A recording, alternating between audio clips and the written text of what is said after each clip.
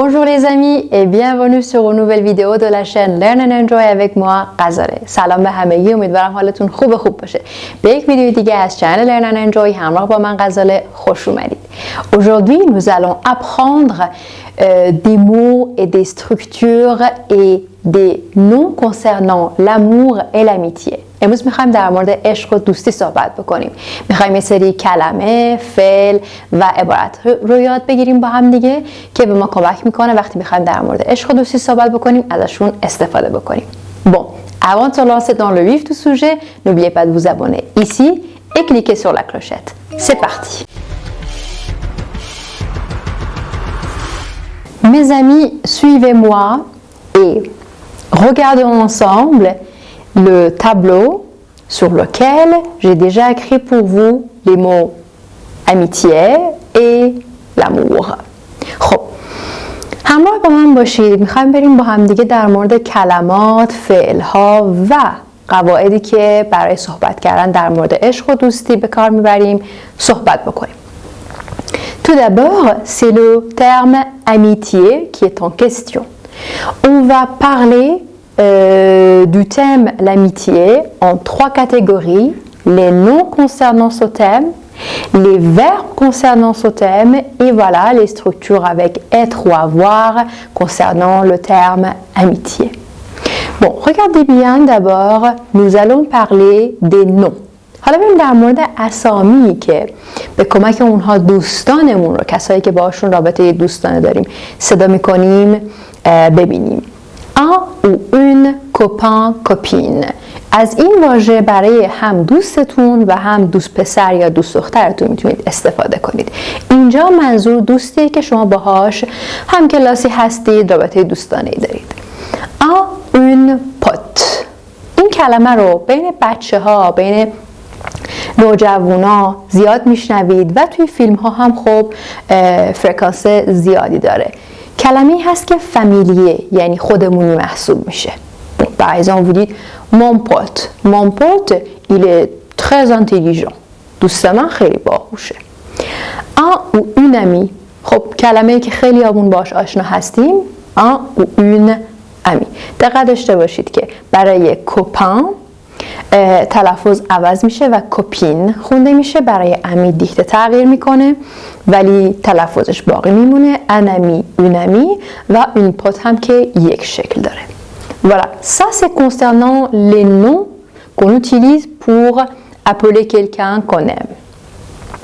Maintenant, regardez bien la deuxième colonne, les verbes concernant le terme amitié. Bon, le premier verbe c'est un verbe pronominal. اولین فعلمون یه فعل پرونومینال، یه فعل در واقع دو پرونومدار هست، فعل ضمیردار هست، فعل دو ضمیره.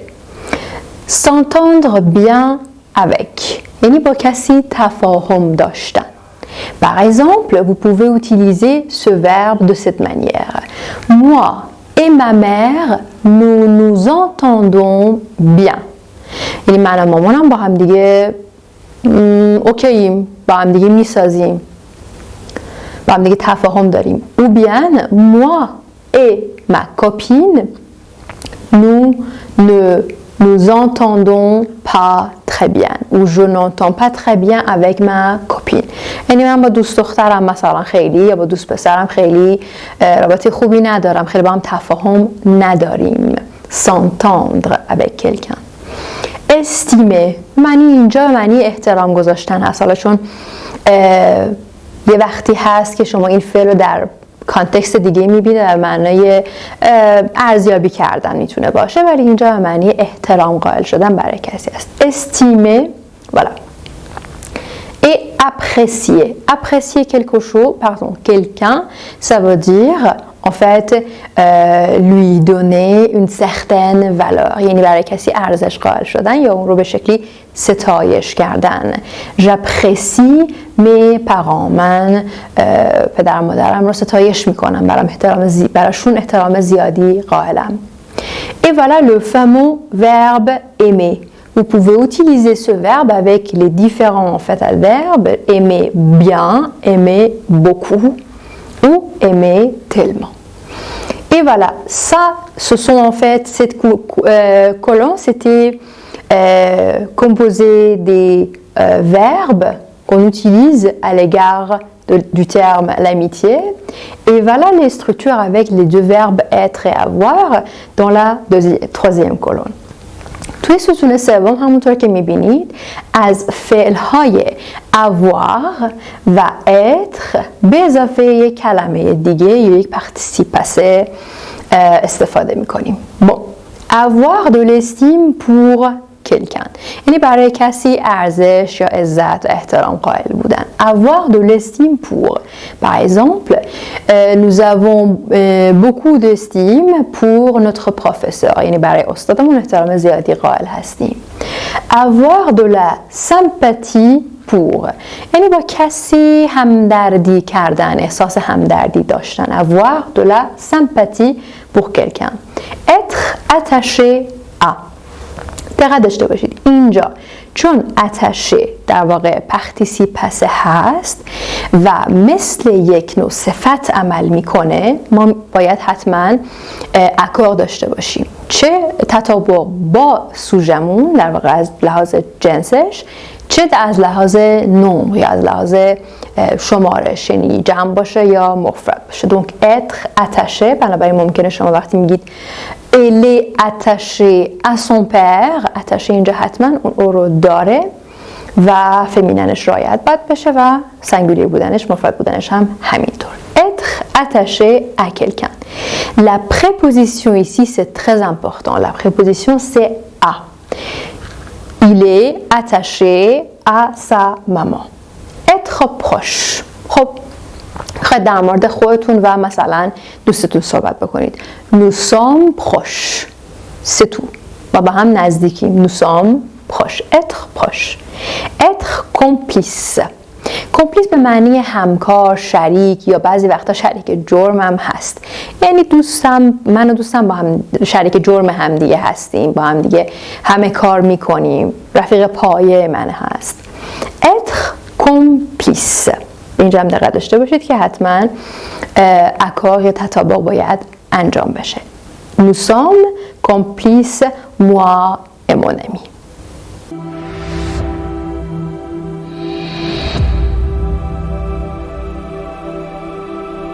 Parlons maintenant de l'amour. خب حالا بریم سراغ کلمات مربوط به عشق. خب بازم میخوایم اینا رو در 3 دسته متفاوت بررسی بکنیم. Les noms, les verbes et les structures avec être ou avoir. Regardez bien la première colonne concernant les noms. بریم سراغ اولین ستونمون و کلماتی که به کمکشون عزیزانمون رو در واقع صدا میزنیم. Par exemple, mon copain, ma copine, عزیزم، عشقم یا این کلمه‌ای هست که به دوست دخترتون یا دوست پسرتون اشاره داره در واقع اینجا چون تو قسمت قبلی دیدید که به معنی دوستم هست هم هست mon petit ami, ma petite amie mon petit ami, ma petite amie بازم این کلمه‌ایه که در واقع به دوست دختر یا دوست پسر اشاره داره حالت ماسکولین داره mon petit ami و حالت فمینین ma petite amie mon compagnon, ma compagne حالا این کلمه هست که برای فهمش یک ذره باید برگردیم عقب‌تر در فرانسه پکت ها یا در واقع قراردادهای همزیستی همخانه شدن وجود داره و اینها مدل متفاوتی داره شما میتونید برید توی شهرداری و بگید که ما فقط با هم دیگه همخونه هستیم یا فقط ما با هم دیگه پارتنر هستیم ازدواج نکردیم یا مثلا ازدواجمون به این شکله مدل‌های مختلف داره و این مون کمپانیون ما کمپانی هم از همونجا میاد که خب بین دو نفر که رابطه ازدواجشون رسمی نیست این کلمه ها رد و بدل میشه mon conjoint, ma conjointe این هم شبیه به همون هست و با این تفاوت که خب این در واقع شهرداری ثبت شده این قرار داده در واقع همخونه شدن رابطه و نوعی از همزیستی با هم دیگه و خب رسمی تره mon conjoint, ma conjointe mon mari ma femme. خب دیگه این کلمه‌ای هست که در واقع به همسرم و شوهرم برمیگرده.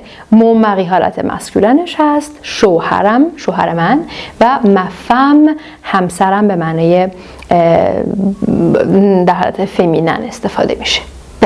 کلمه بعدی époux در حالت مذکر و اپوز در حالت فمینن هست. این کلمه ایه که خب در کتاب داستان‌ها و متون نوشتاری بیشتر کاربرد داره. mon époux، mon épouse. و همونطوری که میدونید چون کلمه با وایل شروع شده بنابراین دیگه از ما استفاده نمی کنیم، ما اپوز نداریم، جفتشون mon épouse هستن. چرا؟ چون کلمه اپو با اپو یا اپوز با وایل شروع شده. Regardons maintenant les verbes concernant le thème de l'amour. Bon, tout d'abord, vous voyez le verbe aimer. On peut utiliser tout simplement j'aime ma femme ou j'aime mon mari. Bon, sortir avec quelqu'un, c'est quand vous sortez avec la personne et pour aller à un rendez-vous. وقتی که شما با دوست پسرتون یا دوست دخترتون یا دیتتون در واقع سر دیت میرید، به این وضعیت ساختیر میگن. من با فلانی بیرون میرم، یعنی دیت میرم. ممکنه فعلا وارد رابطه نشده باشید یا هرچی. Donc ça c'est le verbe sortir qui vient vous aider ici. rompre avec quelqu'un، جدایی یا در واقع قهر رو میرسونه و پرپوزیشنش avec هست. comme sortir. rompre avec quelqu'un. quitter quelqu'un. کسی رو ترک کردن.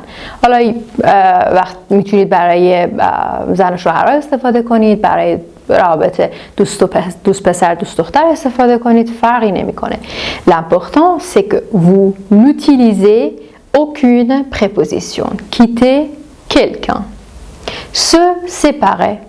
se séparer. c'est un verbe pronominal. همونطور که میبینید یه فعل پرونومینال ضمیری در واقع هست.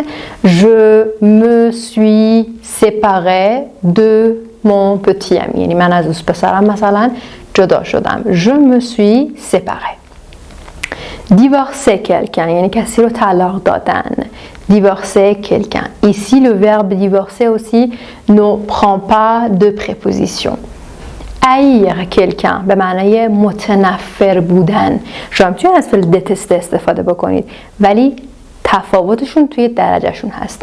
haïr c'est beaucoup plus fort. haïr quelqu'un. le verbe ne prend pas de préposition. éprouver de l'indifférence pour quelqu'un. این قسمت هم وقتی که شما اون روی سکه نسبت به کسی بی تفاوت شده باشید به کمک این فعل éprouver، یعنی احساس بی تفاوتی کردن نسبت به کسی pour quelqu'un، توید منظورتون رو برسونید. éprouver de l'indifférence. faites attention à l'article. de l'indifférence pour quelqu'un. non à quelqu'un ou envers quelqu'un. pour quelqu'un. حالا بریم سراغ یه نکته که اینجا شما توی باکس آبی میبینید. یه سری کلمات هستن که بار مثبت و منفی دارن و من جداشون کردم براتون. la tendresse et la passion concernant l'amour, ce sont des mots, des thèmes positifs.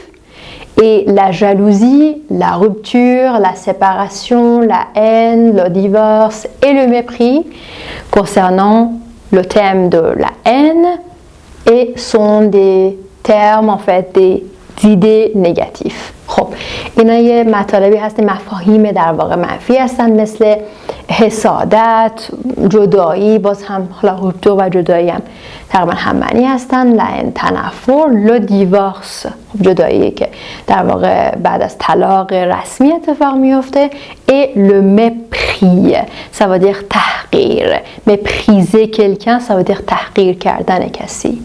bon حالا بریم سراغ ساختارهایی که توش از فعل avoir یا être استفاده میشه به اضافه یک اسم یا adjectif. bon être amoureux ou amoureuse de quelqu'un. عاشق کسی بودن. être amoureux ou amoureuse de quelqu'un. la préposition c'est important. être éprise ou épris de quelqu'un. یعنی مجذوب و مفتون کسی شدن. être fou au folle de quelqu'un یه ذره خودمونی تره، یعنی دیوونه وار عاشق کسی شدن، دیوونه کسی شدن. être fou ou folle de quelqu'un, être jaloux ou jalouse de quelqu'un یعنی نسبت به کسی احساس حسادت کردن، نسبت به کسی حسادت داشتن. Bon, ça c'était le verbe être. Maintenant voyons les structures avec le verbe avoir. Avoir de la tendresse pour quelqu'un یعنی اون وقتی که دلتون نسبت به کسی نرم میشه، یعنی جذب کسی میشید ولی نباشه شدت، خیلی خیلی آروم و کم کم. avoir de la tendresse pour quelqu'un, avoir une relation ou bien une histoire avec quelqu'un یعنی با کسی رابطه ای داشتن یا در واقع یک ماجرایی، قضیه ای داشتن. et avoir une aventure amoureuse avec quelqu'un. بازم préposition avec هست و une aventure هم باز به یک ماجراجویی عاشقانه اشاره داره. Voilà ce qui est concernant les thèmes amour et amitié.